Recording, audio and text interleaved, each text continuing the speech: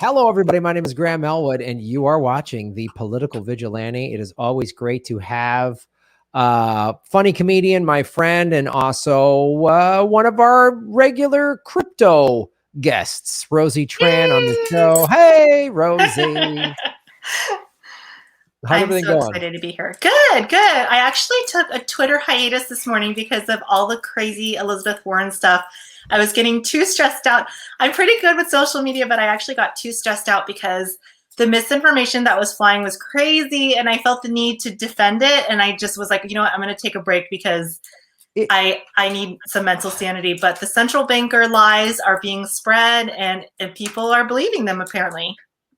So let's talk about that. We're going to get into El Salvador in a second, in a little bit, but let's talk about Liz Warren, who I was just watching part of her video, and she's spewing all of this nonsense that we've already talked about and we've already debunked. I've debunked it. You've debunked it. I mean, everyone in the crypto space. Okay, but not just that. The video that the clip that she's playing, there's another clip from it where she's talking to an expert who is a Harvard economist about Bitcoin and cryptocurrency. And guess who funds him, Graham? I just want you to take a big guess. Oh, let me think. Wow. Is it, I don't know, Goldman Sachs or... It wasn't Goldman Sachs, but he has it in his actually Twitter handle. I'll find it and send it to you. But he is actually funded, of course, by Wall Street and the big banks. And so, you know, when people, you would think a Harvard economist would be, a source from academia, would be giving neutral and information based on facts. But he's funded. He's funded by the banks. It's in his Twitter handle, and he's part of the central banking system. So Elizabeth Warren is getting her information from someone who supports the old legacy system. And again, when we want to talk about crime and money laundering, the US dollar is number one, still above cryptocurrency. It's unbelievable. I mean, it's Liz Warren is such a fake progressive. We saw that in the primary. I mean, she's like fake. She's a fake progressive, and all of her nonsense. I'm deliberately trying to not shake Bernie's hand, like making that whole stunt. And of course she lost, and and Biden gave her nothing in his cabinet, which is hilarious. She is this fake fighter for the people and taking on the big banks. I mean, most notably, we could go back to 2017 when there was these clips of her, reading the riot act to the head of Wells Fargo, right? When Wells Fargo was doing those scams, opening fake accounts, that guy left with $120 million severance plan. Yeah. She didn't prosecute him. She didn't do a damn thing. She just gave him a stern talking to. So this is her sort of role as this imposter to let people believe, well, Liz Warren, she's fighting for us. So she says Bitcoin's a fraud. I really believe it. And it's like, it's all that crap we've talked about. It's used for money laundering and fraud. And it's like, oh, the US dollar, no one's ever used it for bad things. It's Again, I don't know if you know this, Graham. She used to be a Republican. Yep. She switched to the Democratic Party. So we know that she's already, flip-flopped. She started as a Republican. And now apparently she's in bed with the big banks because her crypto expert, again, is funded by Wall Street and the big banks. So how is that a crypto expert? Are you talking to people in the cryptocurrency community? You're not, because if you spoke to anyone in the cryptocurrency community, you would know that saying that Bitcoin is bad for the environment is, one of the biggest lies. It's actually, now they're going towards clean miners. The technology is evolving as we speak into renewable miners, into clean miners, into we know that Bitcoin and crypto miners lean towards renewable energy because you can mine anywhere, and a lot of times wind and solar energy is lost in long distance. So it leans towards renewable energy. So we know about all these things, and they keep feeding the lies because they want you. They're scared. They're scared that they're going to lose that market share, and they're quickly losing that market share. Yeah. We know who she works for. I mean, she got funding for her presidential campaign from Wall Street. And she says this and it's a bad investment. Like, they're pump and dump schemes, and like crypto and Bitcoin is the best performing asset class of the past 20 years, but it's a scam. So and there's no scams in Wall Street. Wall Street is so above board. It's just like I mean, I guess she's just preying on the uninformed. Yes, because absolutely. That's what she's doing. That's what the corporate media does, is they prey upon the uninformed and say some things and get some buzzwords and get some quick clips and go. And so they're obviously afraid of it because it's going to be the world's reserve currency and they're going to lose all their power. And then she loses her power. That is the most awesome thing about the decentralized system, is that the governments can't have power anymore the way that they have now. And so the corporations and governments cannot be in bed because the people own the money, And so that is really, really scary to the power structures, Graham. And again, we've talked about this before. What about the petrodollar, right? Our dollar is literally based on trading petroleum and on the blood of, all these people. So, when they say it's bad for the environment, well, what about, you mentioned it, what about the military, one of the biggest polluters across the world? The United States military is the number one polluter in the world. And Liz Warren she voted to give Trump military budget increases when he was president. And she'll do it for Biden as well. So it's astounding to me that they can say this crap with a straight face, just bold-faced lie about Bitcoin, and it's bad for the environment. And not just that, I'm not delusional. There are some Bitcoin miners that are still, heavily using electricity and stuff like that. But the fact is, this doesn't compare to the petrodollar and how dirty it is. This doesn't compare to the entire banking system and how dirty it is. This doesn't compare to the military industrial complex and how dirty that is. And not just that, but this is a technology that can lift over 1 billion people out of poverty, they're estimating. And so don't you think that you would want to lift, if you're a progressive, you would want to lift 1 billion people out of poverty? Not when it means that you're losing power. Yeah. And that's the thing that these Liz Warren and the Bill Maher's of the world, they don't care, they don't think about, or they don't even take the time to research of all of as you and I have talked about. The first time you came on my show a year ago, you talked about the 2.5 billion people on the planet that are unbanked. Exactly. And Bitcoin is going to pull them out of poverty. I mean, El Salvador it's going to pull there's 70% of El Salvadorians don't have access to banking and financial tools, and now they will.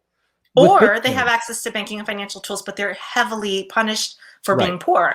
So they're being charged 5%, 10% interest on their own money, again, just to make transactions, because the poor in this world are unfortunately punished. Yeah, I mean, I remember talking to like a bank manager years ago who basically said, if you've got less than $1,000 in our bank, we don't want you here. And we're going to hit you with fees and crap because there's no upside for us. So that's who Liz Warren is fighting for, is the big bank. She's not fighting for working class people. And all this stuff has been roundly debunked, like time and time again. And all these preposterous claims, that's bad, it uses all this energy. All right, then we should all get rid of our computers and smartphones, Liz. Like, you remember when you were taking those dumb selfies? You didn't even know what a selfie was? Like during your failed campaign? It's so egregious. It's so egregious, and it's really sad because, again, one of the reasons I took a little miniature Twitter break is because I was having people tweet at me just constant misinformation.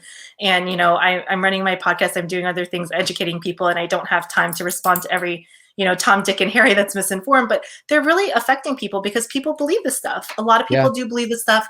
Unfortunately, a lot of people think that they're not, that crypto is too complicated for them to understand. So they see these people and they say, I trust Liz Warren. I like her. She's a progressive and she wouldn't steer me wrong. And unfortunately, once you dig a little bit deeper and look under the cover, she's bought and paid by Wall Street. Oh, bought and paid for. I mean, like just 100%. I mean, and this is how we know, because we have a progressive, again, I'm putting quotations, president, and we have progressives in charge of the government right now and what policies are being pushed forward. I'm not sure if you've seen the $6 trillion bill Biden put forth, but I didn't see universal health care in there. I didn't see UBI. I didn't see any loan forgiveness or anything. And I did see money going towards Israel for the military industrial complex over there. I did see, I don't know, many people don't read those things. And the progressives have control of everything. And the policies that they're pushing through are beyond insane. It is madness. I mean, like literally Biden on his first day of office through executive order could have given us Medicare for all, student debt forgiveness. I mean, he could have just done that with the swoop of a pen and won't do that. And then, like you say, there's these, multiple $1 trillion stimulus that all, again, yeah, Israel's still going to get $3 billion a year.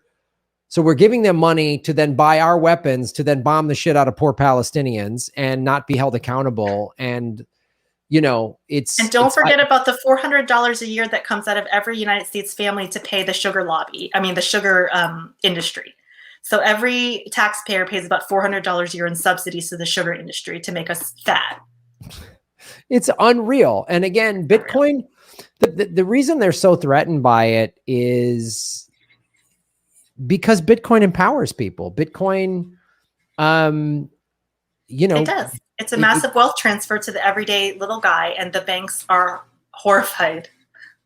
Yeah, they're very horrified, and that's why you've got Liz Warren. It's just unbelievable. She does this whole thing, and just goes, "It's a bad investment." I'm just like, it's literally like 20. I put this out there when Bill Maher said his nonsense last month that. There was articles saying in the year 2000 saying the internet's probably going away. Like websites, it's a fad and they're not going to last anymore. And just like, it's for pornographers. Right. It's just, that's all the internet is now, is just for spam and pornographers. And it's just like, it's so crazy. Every time there's a drug bust and they always show all the drugs on the table and the guns. And then there's always stacks of American dollars. Like, exactly. And actually, the awesome thing about Bitcoin and crypto is that the decentralized ledger. So one of the ways that they were able to track this hack money was because everything's transparent, and nobody talks about that. And it's because they don't want the money to be transparent. I can't bribe a politician if it's on a public ledger. Yeah, exactly. The hackers were dumb. They left their info. They didn't. So everybody that's how they tracked them. It's like, that's the upside of Bitcoin. We know, and the blockchain, we all see it. We all have access to it. You're absolutely right. They don't want transparency because, if I try to give money to a corrupt politician like Liz Warren and I use my Bitcoin wallet and I send her and people can see, oh, wow, we know this wallet. Yeah, it'll be eventually traced back. Yeah. It'll be eventually traced back. And just like we're going to find out that Elon Musk has been buying Bitcoin this whole time. But Graham, you have to ask yourself, why are the politicians against a system of transparency? I mean, any person, like when you ask that question, you're like, what are they hiding? Why are they against a system of transparency, a public system where everyone has to be held accountable? Don't you think that's something progressives would want, quote unquote, progressive politicians, transparency? Yeah, well, it shows you A, they don't want it, and B, they're not progressive. It's just like a bumper sticker. They're the progressives in the Democratic Party are the coexist sticker on the Prius that flips you off in traffic. Is basically who they are. So it's preposterous, like, to listen to this, but there's enough people that'll go, oh boy, I don't know much about it. You talk to somebody, and I'm sure you do too, talk to people, friends, family who don't know that much about it. And they hear these little clips and they're like, oh, it's bad. It's a scam. And they keep trying to do it. But the thing that's interesting is, I feel like they've been trying to manipulate the price down to below 25,000 so they can buy up even more of it. And it just can't, because there's too many people like you and I who have been paying more attention now. I've been paying attention for a year now. You've been paying attention for several years. And, the price goes down and it's like, oh, buy the dip. And then there's no way that the Liz Warren video that came out, yesterday or this morning or something like that? It was yesterday or this morning. It was yesterday. Weird that came right after El Salvador announces it's going to make Bitcoin legal tender. Not just El Salvador, multiple South American countries have said that they are open to crypto, open to Bitcoin. El Salvador actually started the domino block because I believe up to 5 or 6 countries are now open, looking into it, excited about it. And actually, Graham, these are the countries that have the most to gain. They have had really corrupt puppet politicians that were put in place by guess who? The U.S. government. Good old U.S. of A. Good old U.S. of A. And the United States of America was using our influence and debt to control those puppet governments by saying, hey, we'll loan you money, but you have to play by our rules, and our rules are you have to enslave your people and all these other things. And a lot of those people have pride in their country. The president of El Salvador is proud to be El Salvadoran, and they're done with being under the United States' thumb and control. And so crypto is a way for them to take control of their currency finally and have some independence. And the U.S. does not like that. No, they do not. And that's why Liz Warren did that literally less than 24 hours after El Salvador announced that. Because the news headlines were repressed. I don't know if you noticed. Oh yeah, that we had to find out. It wasn't in regular news. We all found out. I mean, I found out about it on social media. I didn't, no one like CNN wasn't talking about it or anyone like that, because the big banks buy a lot of ad time on the corporate media, and that's how politicians like Liz Warren are allowed to stay in existence. Because and don't you think, Graham, that an entire country taking on Bitcoin as a legal tender would be major front page news? I would think it would be. But you see how sophisticated the misinformation campaign is. Yes. So El Salvador announces this, and they do it. It's a supermajority. It was 62 out of 84 people. They only needed 43 votes, and they got 62. Right? So they won that 62 to 22. That was a supermajority they got. And this is groundbreaking, revolutionary news. So the misinformation campaign works two ways. One, they just don't cover it. They act like it didn't happen. Two, then Liz Warren suddenly comes out to give this big speech. The Hill's got it. It's tweeted all over the place. Like, the president of El Salvador came out to say, I mean, it was, he did it publicly. He said he was on this like Bitcoin forum, and he came in and started talking to people on it. And because I was watching the replay of it on this show, Altcoin Daily, they played it last night, and he said, this is how we're going to do this. And what he pointed out is that now it's required. That's the big, because right now, if you're running a business, and this is in El Salvador or America or anyway, and you want to accept Bitcoin, that's your choice, but you're not required to do it. You are required by law to accept US dollars, right? If you're in El Salvador prior to this bill, you are required by law to take El Salvadorian money, which I think they use the US dollar anyway. But like, now they are required by law. Every single business, car wash, McDonald's, selling car, wherever, man, used car salesmen, malls, they have to accept Bitcoin. And that is like one of the biggest news is, I think, from in the crypto space. It's legitimizing. You can't say it's a scam if a country is using it as legal tender. Do you say the peso is a scam? Do you say the dong or the yen or scams? No. Well, this is the thing why you see how sophisticated the propaganda is. That's why the crux of Liz Warren's lies were it's bad drug money. Well, that feeds into all the drug cartels in Central and South America. So now they're going to push this. El Salvador's some Bitcoin drug cartel country now. They're all corrupt, and good old white America, keep your money safe with the US dollar. Don't do that drug cartel, Latin money thing down there with Bitcoin. That's the vibe. It's part of the, it's part of just white colonialism. It's so sad because I think the countries that are going to have more Bitcoin and crypto adoption, mainstream adoption, are actually countries with weaker currency, because they've seen the corruption. Turkey has seen it, Venezuela has seen it, and they know what can happen when you give the central banks too much power. They will inflate your currency into oblivion until you're in indentured servitude. And unfortunately, that's what Joe Biden and Trump are doing. Trump in the past and Joe Biden now, is that they are just printing and printing, they're devaluing, and they're lying. The official government numbers say inflation is at 2%, I believe, even though they printed more money in the last 6 months than they've printed in the last 11 years, Graham. And I'm not an economist, but that sounds like a little something fishy is happening.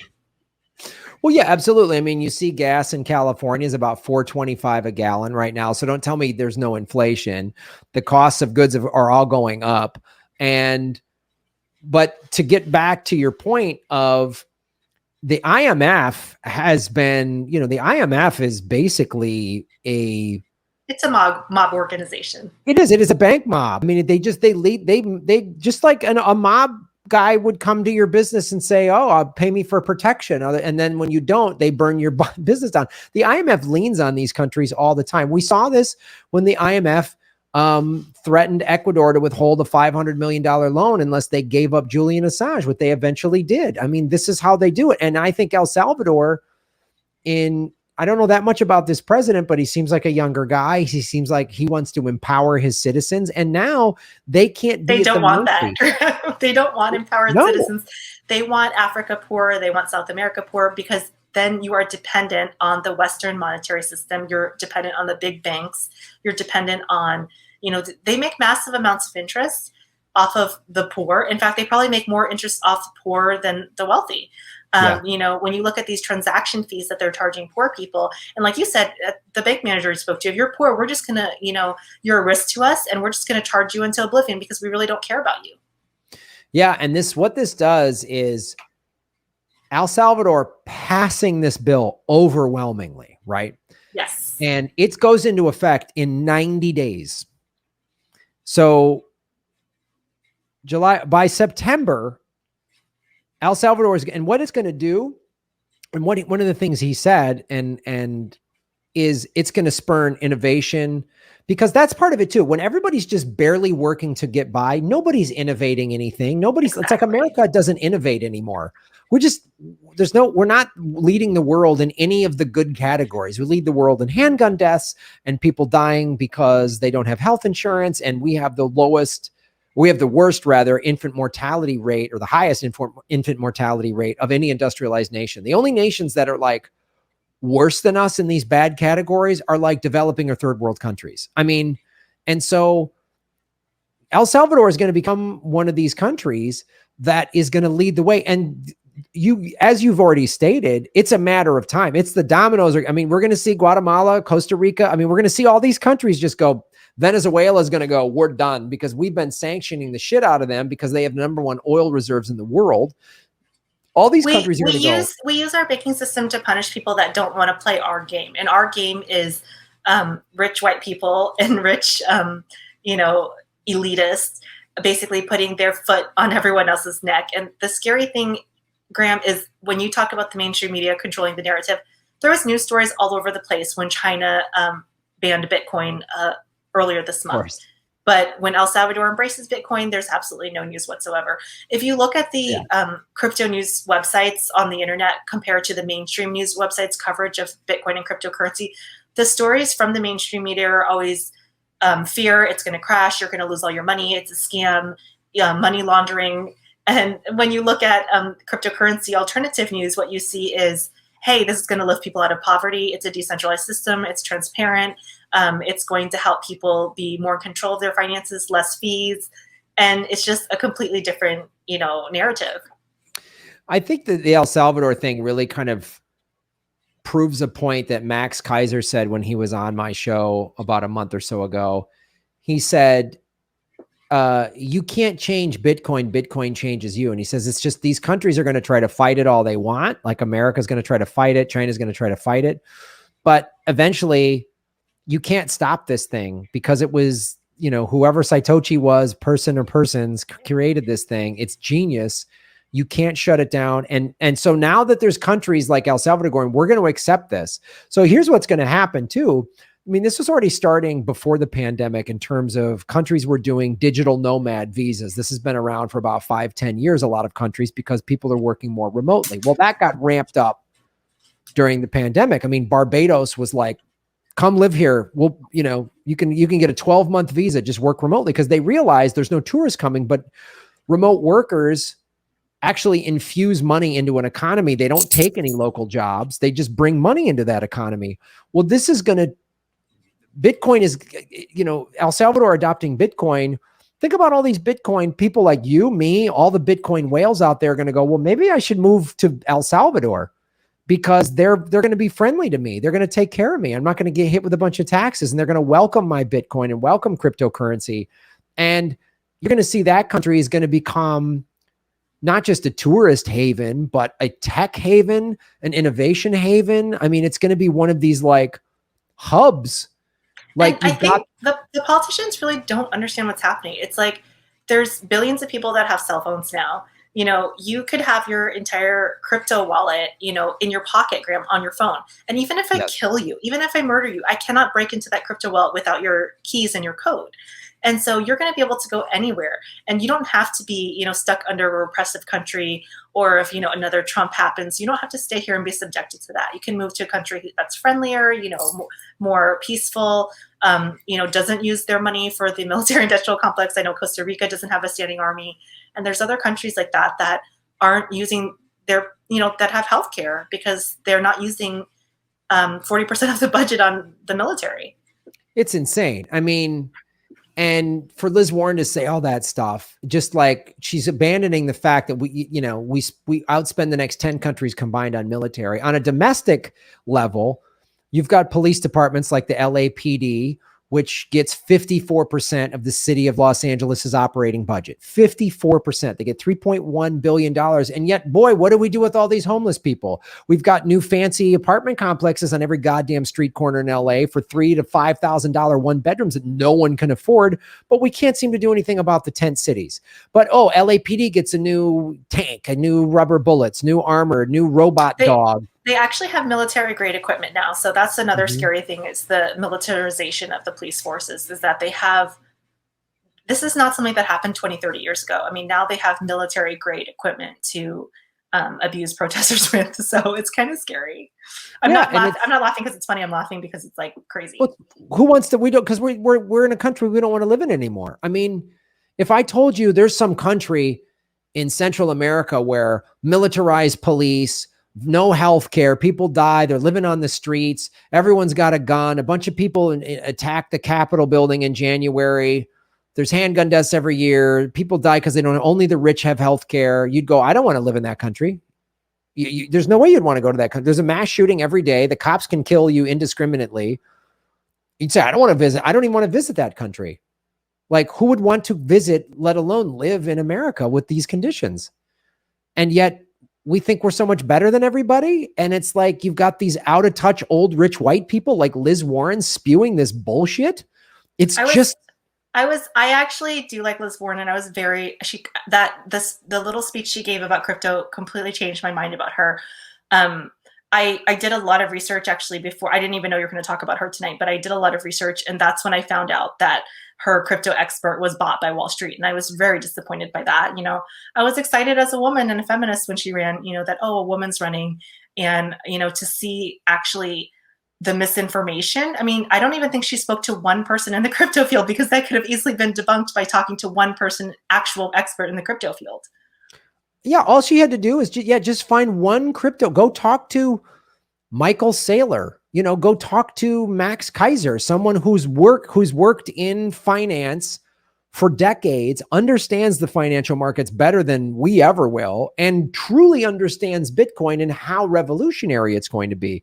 But she doesn't want to do that. And this is the thing, because America has such a long history of a white patriarchy and genocide and racism, it's easy for people to get tricked by, here's a woman, yay, woman running for Kamala Harris, woman of color. She's locked up 100,000 black men for smoking plants. I mean, exactly. she could have put Steve Mnuchin in jail and didn't. And he donated to her attorney general campaign and her senatorial campaign. And then she voted to approve him when she was in the Senate to be in Trump's cabinet. So this whole system is corrupt. So all this diversity and representation is important, but they're just replacing the old white men with women's suits on. Yeah, exactly. It's And just, oh, now women and people of color can be as corrupt as old white guys. Isn't it? Hooray. Don't you wish you can be rich, Rosie? So now you can oppress the poor like a white guy can? Isn't that great? Like, the crazy thing is, I think last time I was on the podcast when we were talking about Elon Musk, you did a quick Google search on is Bitcoin bad for the environment? And I think the first 3 or 4 Googles that came up were like legitimate sources debunking it. yeah. And so it's like, I'm not sure like if Elizabeth Warren even like looked on Google, like did she even check Google before just, I think that's actually like extremely unethical. Like I'm making fun of it, but I think that's actually extremely unethical to not even do a quick Google search before you talk on a topic. You're a public figure. You're, listened to by millions. She has hundreds of thousands of followers and millions of people follow her and trust her opinion. And the fact that she didn't even do a quick Google search and like read 1 or 2 articles on the opposing viewpoint just shows, I was really disappointed by her speech. I really was. And I'm really excited about what El Salvador is doing because the dominoes are falling, Graham. Multiple countries in South America are saying that they're going to follow along. They're open to it. And, that means that all those people are going to have to, all those businesses in that country are going to have to go towards Bitcoin adoption and crypto adoption. And all those people in the country are going to be interested in growing in that market space. So I just really want people to do their research. That's all I'm saying. I'm not saying you have to be pro Bitcoin, you have to be pro crypto, but at least do a basic Google search and say, hey, is this actually bad for the environment? And the answer is no. It's not as bad as they're making it seem to be. And 2, again, the petrodollar, the military, look at all of these things that are polluting 20,000 times more than Bitcoin and no one says anything. Well, ladies and gentlemen, my name is Graham Elwood. You are watching The Political Vigilante. I'm here with comedian and friend and Bitcoin and crypto enthusiast, Rosie Tran. We were just talking about, first of all, we were talking about how Elizabeth Warren just spewed a bunch of nonsense. And then we're talking about the significance of El Salvador making Bitcoin its legal tender. I always want to ask, I know a lot of people in the crypto space don't want to get into sort of like crystal ball, but so last time we had, obviously this last month, we've seen Elon Musk and some other people, even the Chinese government, are trying to sort of nosedive the price. We know. I think they're doing it on purpose to buy more, actually, because China has been already proven to have the largest amount of crypto miners in the world. Yes, and the government owns those crypto miners. The government owns the crypto mines. They have their own, central digital currency that they're putting out there, the digital yuan. And, they're buying more and everyone's realizing these countries are realizing, other than America. This is, and it needs to be, every country's going, oh my God, we should make this our reserve currency.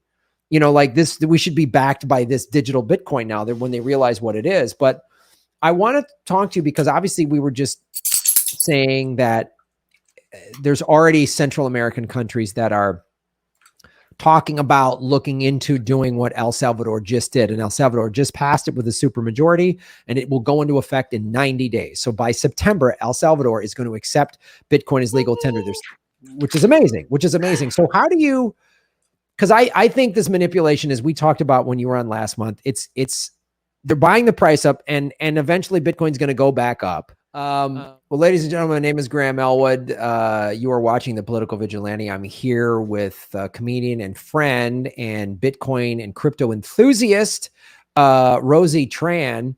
We were just talking about, first of all, we were talking about how Elizabeth Warren just spewed a bunch of nonsense. And then we're talking about the significance of El Salvador making Bitcoin its legal tender. I always want to ask, I know a lot of people in the crypto space don't want to get into sort of like crystal ball, but so last time we had, obviously this last month, we've seen Elon Musk and some other people, even the Chinese government, are trying to sort of nosedive the price.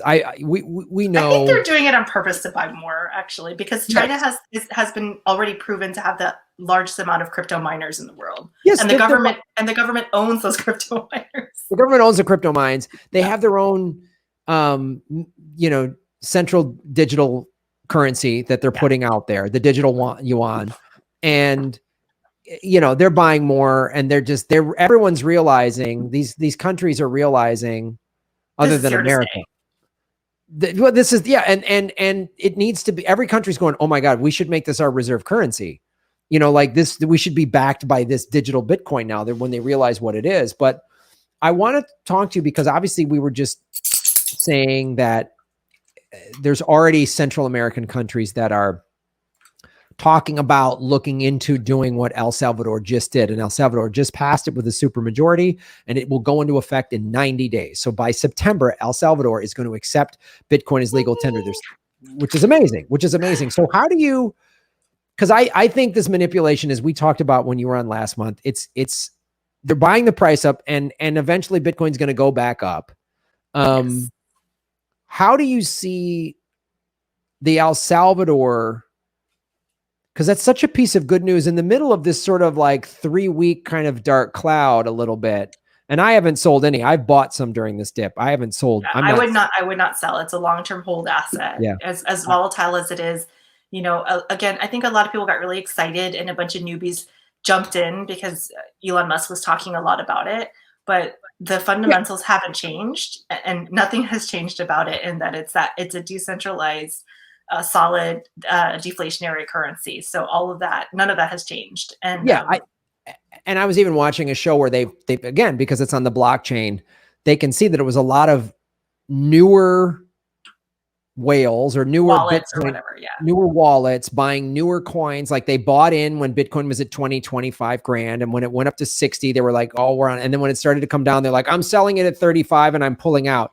And the Elon Musks of the world, and probably the Chinese government and other people like that and other big hedge funds are going, oh, good. Scare these weak hands out and we'll scoop it up because we know there's only going to be 21 million of them. But I really want to get your take on, we've talked a little bit about it, but how do you see this now in the next, 12 months, 24, 36 months, and the next 5 years and beyond, especially like with what El Salvador just did? Where do you see so not just America, but the world? Hashtag not financial advice. Yeah, I know we're not. Neither one of us are paid financial. We're not trained financial advisors. We're just two comedians that are really into crypto, entertainment purposes only. But what do you think? So I really think, I know this sounds absolutely crazy to some people, but I really see the case for $1 million Bitcoin, and $10,000, $20,000, $30,000 Ethereum. I'm very bullish on Tezos as well, because I think it's a very fast smart contract technology. And the reason I say that, so first of all, I hear a lot of people saying, oh, Bitcoin's going to go to zero, crypto's going to go to zero, and everyone's going to lose all their money. That's actually impossible. And I can say that with all certainty. And the reason I can say that it's impossible is because, one, it's decentralized. So if any country bans it or something bad happens, like in China, people can use a VPN or technology to move that crypto or purchase it from a different location. So that is already never going to happen. Second of all, there's something called network effects. So it's kind of like Facebook.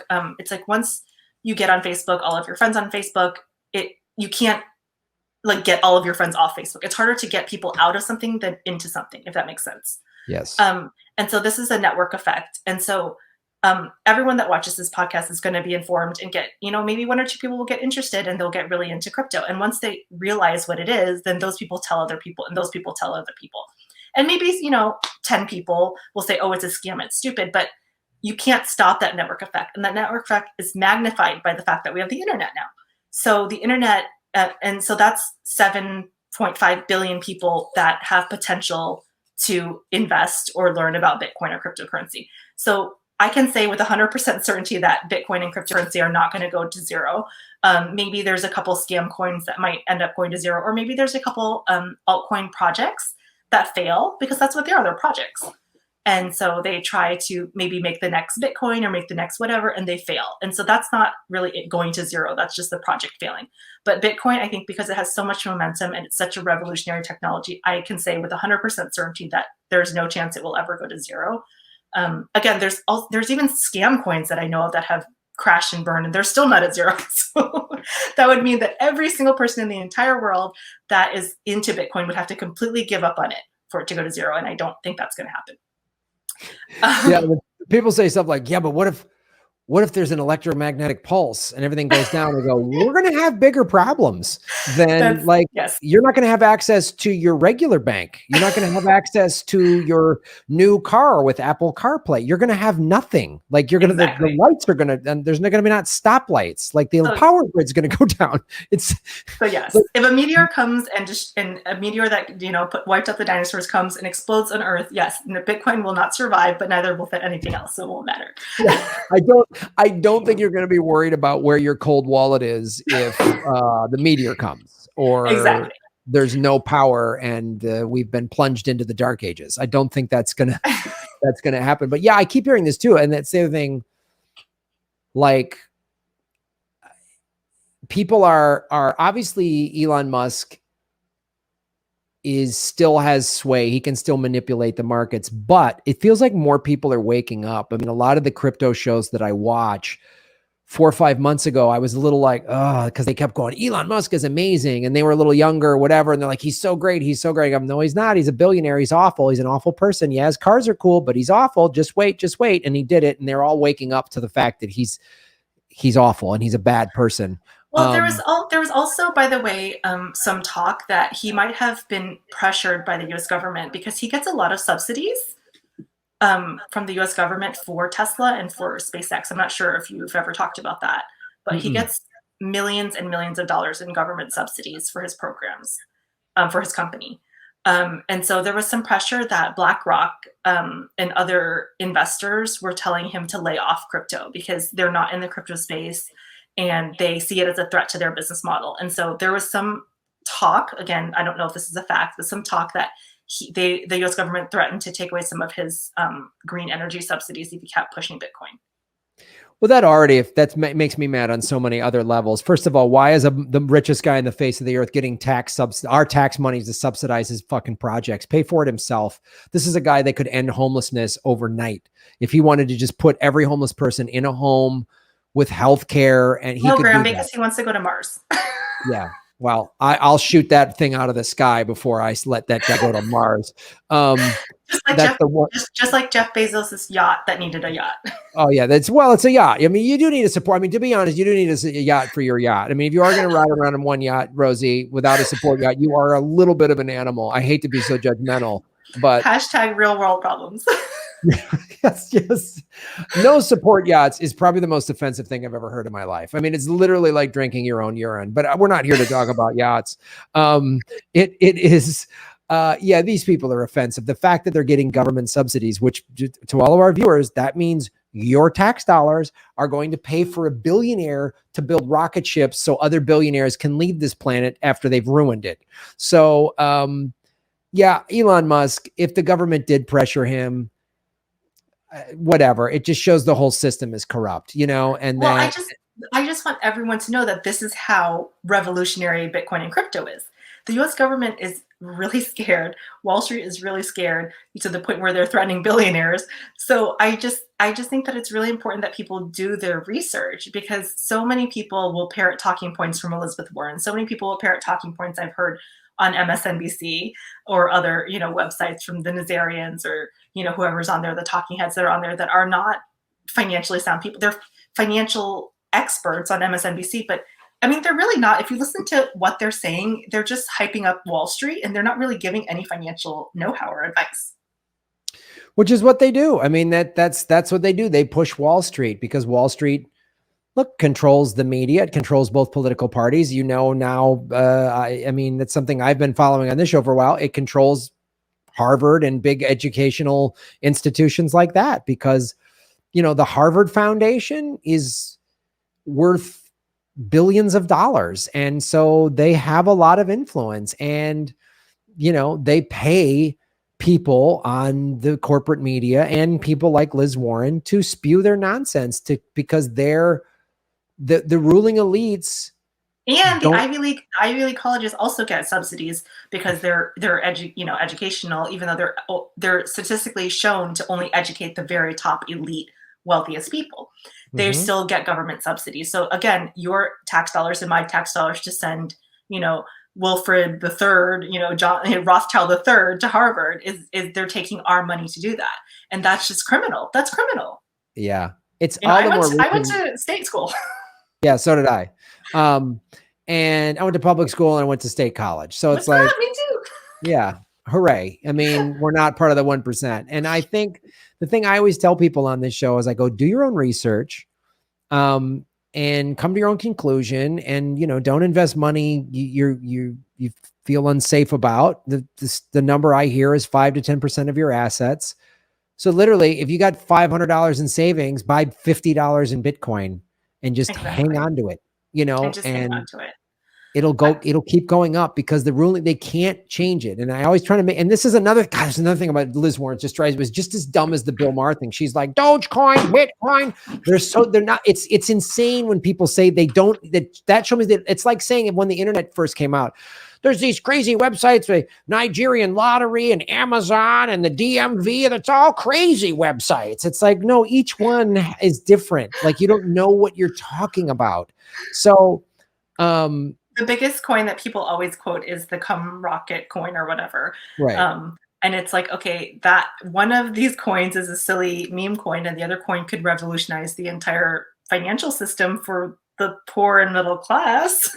Well, yeah. I mean, there's the internet. You can go to, you know, research libraries, and it's the most amazing research tool on the planet. And then you can also get porn on it. So should we get rid of the internet? I mean, like, there's bad actors, there's child pornography, there's all awful. There's the dark web, there's just evil shit on the internet. So should we shut it all down? And also, Liz Warren, do you know how much power is used for the internet? Should we get rid of that? Like, I mean, it's mind blowing how dumb and short sighted these arguments are. It But is. they're, And yeah. I want to give one more argument, which I gave last time, but just for listeners who maybe didn't see the other episode, is electricity usage needs to be controlled and monitored from the source, not the end product. So the miner doesn't need to be monitored. That, by using that logic that people say crypto mining is bad for the environment, you could say a Tesla, an electric car, or is bad for the environment if you're using energy from a coal burning power plant. And so we need to change the way that we create electricity and have hydro and solar and wind, because that will change everything. So it doesn't matter how green a Bitcoin miner is. If it's coming from fossil fuels, it's not going to be green. So that has nothing to do with Bitcoin and nothing to do with crypto. And nobody talks about that. No, not at all. Well, look, Elon Musk didn't talk about it in any of his tweets, that his gigawatt factory that he moved it out of California because he didn't want to pay taxes or pay his employees or whatever his crybaby billionaire bullshit was. He moved it to Texas for a tax break, and he has a gigawatt factory. And oh, by the way, Elon, I guess, just missed the fact that 19% of Texas's energy is from coal-powered power plants. Exactly. Is he going to shut down is he going to shut down his factory? But I mean, that's what I'm saying. So you could have a Nissan Leaf and it would be not an energy efficient car if you're using that coal powered plant. So it's a way for them to shift the blame onto individuals instead of the government saying, hey, we need to clean up our mess and get rid of these coal power plants and regulate the environmental industries and the energy industries. There's a huge history in the US of avoiding regulating the dirty fuel energies because there's so much money from that.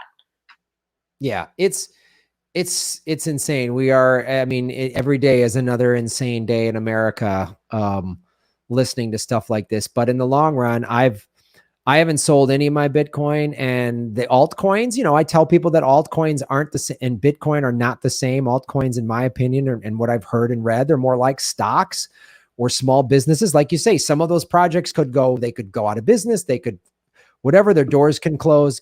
You can't do that with Bitcoin. You can't shut down Bitcoin. It's the only truly decentralized yes. coin. You can't. The other coins are partially decentralized. They're partially decentralized. Bitcoin, you can't arrest the CEO. You can't shut down the servers. You can't seize the Bitcoin. You can't. There is no CEO. It's us. You and I are CEOs of Bitcoin. Yeah. So what are you going to arrest the tens of millions of people that own Bitcoin? Like, yeah. So it is, and having been paying attention this last year, I feel like, I'm no longer a newbie. I'm like, just finished. You're like kind of an expert, Graham. I don't know about if I would use that term, but I feel more knowledgeable about it for sure. But is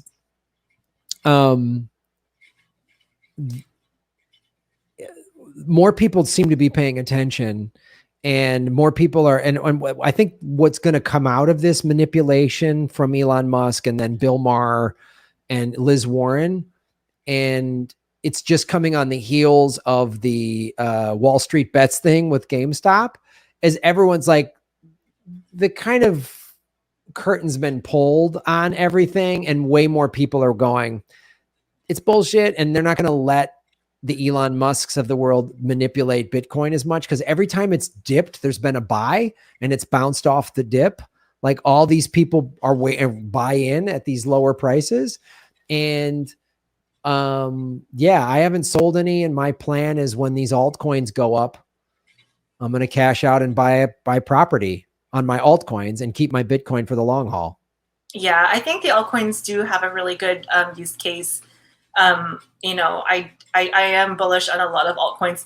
The most important thing is that the altcoin has a use case. So again, hashtag not financial advice, but some of these altcoins like Rocket and other ones, they have no use case. So what that means is there's really no purpose for them. They're just like a silly coin someone invented.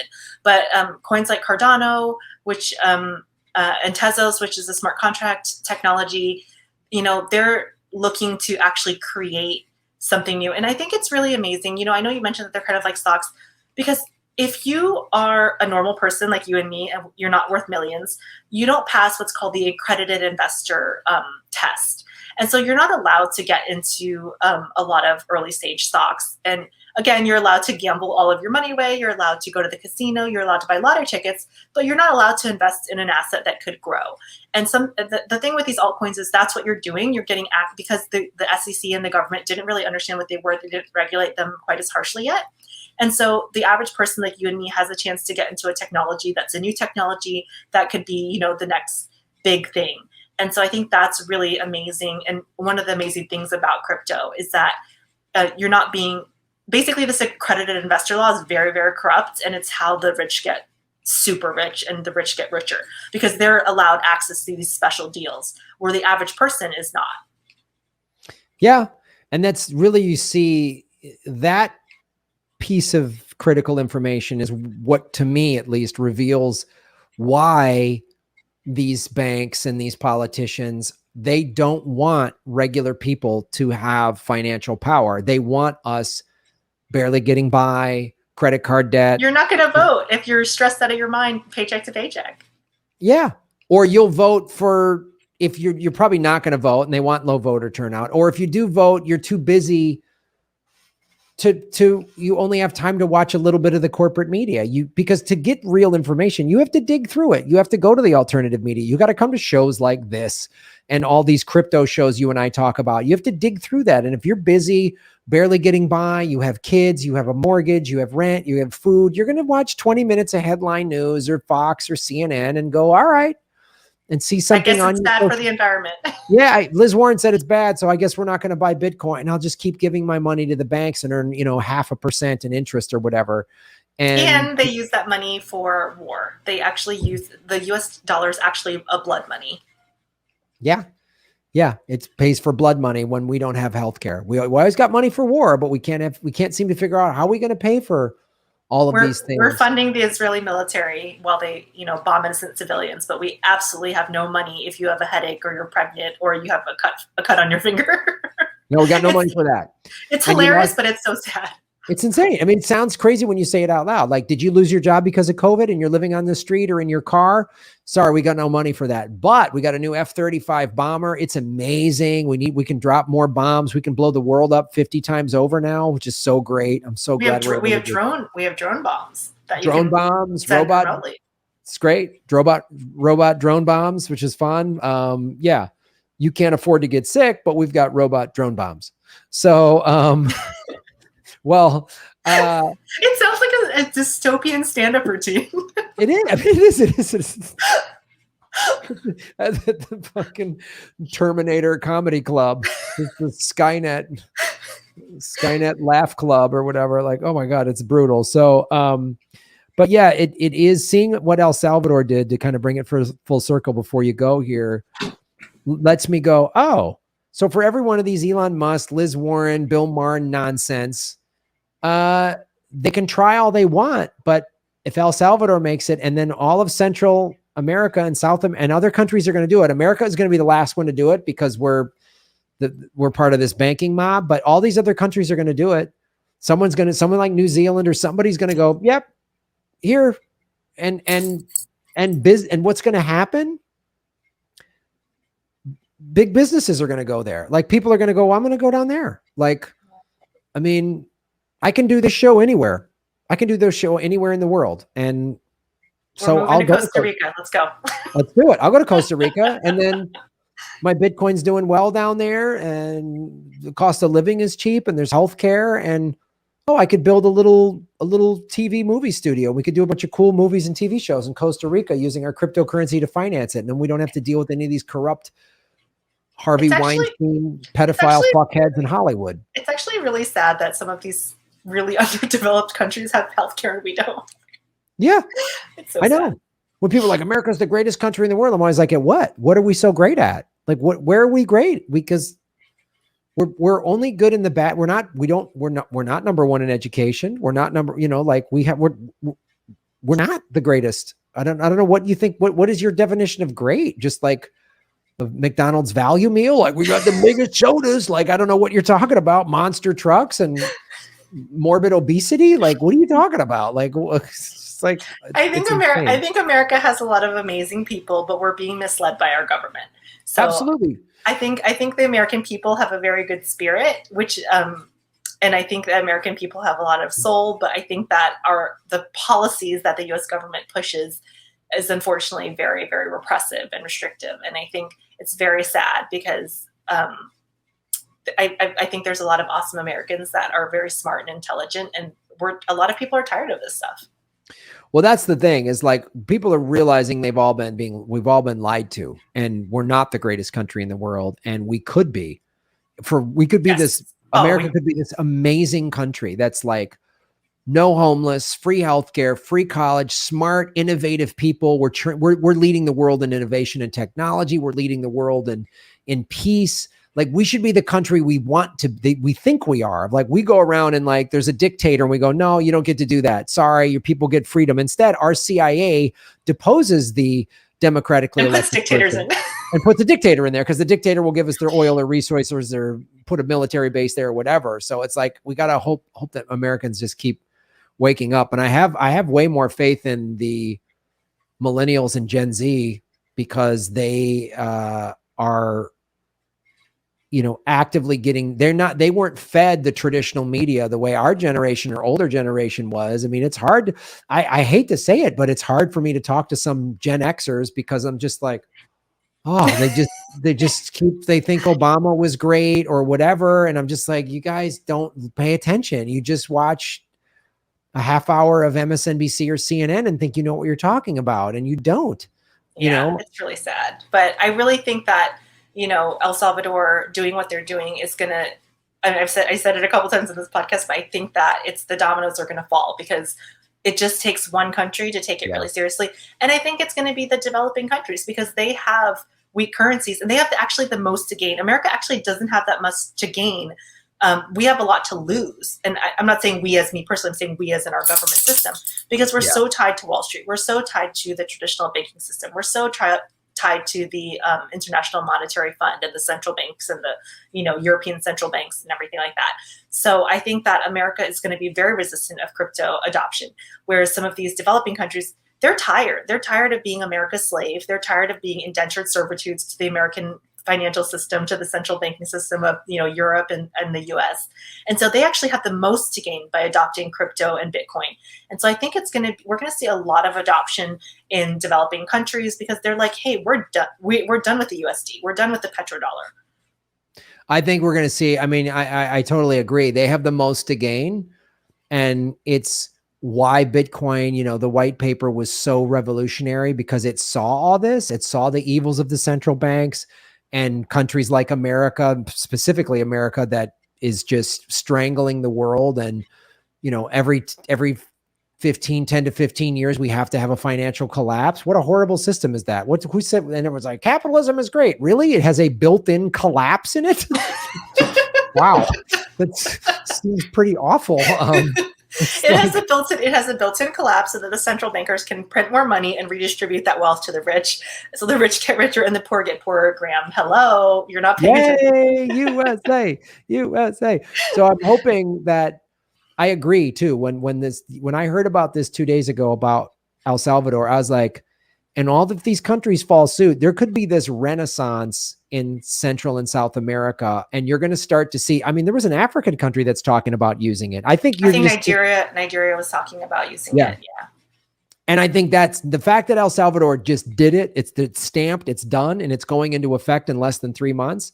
These other countries are going to, and a couple years from now, you're going to have 10, 20, 30% of the world saying Bitcoin's our reserve currency, and America's going to be fumbling around with the Republican and Democrat morons. You don't want our war money anymore? Yeah.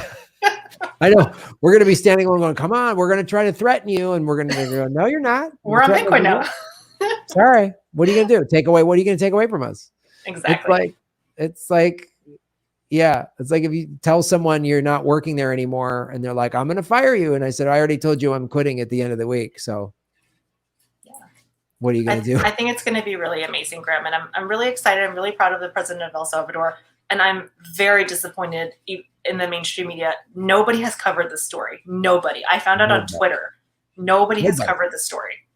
And that is crazy. A country just said that they're taking an alternative form of currency that was just invented 10 years ago as their reserve currency, or not a reserve currency, but as a legal tender. And nobody has covered it. Nobody. It's insane. Well, Rosie, thank you so much for taking time to come on the show tonight. Tell everybody where they can follow you, and you've got your podcasts and all that stuff. I do. I have an awesome podcast called Out of the Box. I'm newly to Rockfin, and thanks to Graham, I have a couple followers, but I would love for you guys to follow me on Rockfin. I'm Rosie Tran, T-R-A-N, at Rockfin, on Rockfin, and on Instagram, I'm Out of the Box Rosie. But most of my comedy and out of the box stuff, and my podcast is not a political podcast, but I interview all out of the box thinkers, so alternative thinkers, people in finance, religion, science, anyone who has a different way of thinking. And just because I have someone on my podcast doesn't mean I agree with them, but I just like bringing a different point of view so that people can hear something that's not the mainstream, nonsense. Folks, it's another reason to sign up at Rockfin, because if you do the Rockfin Premium, you're not only getting my premium, but you're getting Rosie's and Jimmy Dore and Abby Martin and Whitney Webb and on, all these great people. You're supporting blockchain. It's blockchain. They pay us in cryptocurrency. And you're also saying no to part of the central banking and the corporate media. Google, which owns YouTube, is a part of that. I'm in my 4th month of being demonetized. I have a copyright strike against me for a video I did a year ago. They've pulled videos of mine recently where I just said Bill Gates should release the COVID vaccine patent to third world countries because he doesn't want to do that because he's a rich asshole. That was called medical misinformation. So that's another reason to support Rockfin and crypto, and get involved and learn and become knowledgeable about crypto, because it empowers you against all of these big institutions that are throttling us, censoring us, lying to us, propagandizing us. And so Rockfin is a great place to start. I do not support YouTube as well. I have a comedy account, which is my big account. And then I just started putting my podcast on YouTube, and they said I didn't have enough followers to monetize me, which is fine. But then they started putting ads on my videos. So they're collecting money on my videos, but I'm not. Yep. That's what they're doing to me. And I used to tell my audience, don't click skip ad because I don't get paid. Now skip the ads. Don't watch the videos. Don't watch it. So they're saying Graham Elwood's videos are too offensive to monetize, and my videos are too small to monetize, yet they're monetizing them. Yes, somebody's making money, but not us for our content. So please go on Rockfin. Yeah, go to Rockfin, where they actually pay content creators for your content. It's crazy. It's an insane concept. No, they're communist. They're dirty communists over Dirty at commies. Rockfin. Paying people for the work they created? I don't think so, Graham. Oh, it sounds gross. Paying people for what they're worth. Ugh, gross. Well, Rosie, thank you so much for coming on the show. It's always great to have you, and we'll talk to you soon. Okay, thanks, Graham. All right, bye-bye. Rosie Tran, everybody. Oh, it's always great having her on the show. Thank you so much. Let me read the Rockfin. Great way to support the show is go to rockfin.com/Graham Elwood. And for watching, everybody, please hit the like button, the subscribe button. Go to patreon.com/Graham Elwood and rockfin.com/Graham Elwood, where you can support the show. Also, I have a Bitcoin wallet, a Bitcoin Cash wallet, and an Ethereum wallet in the show notes. We're taking cryptocurrency.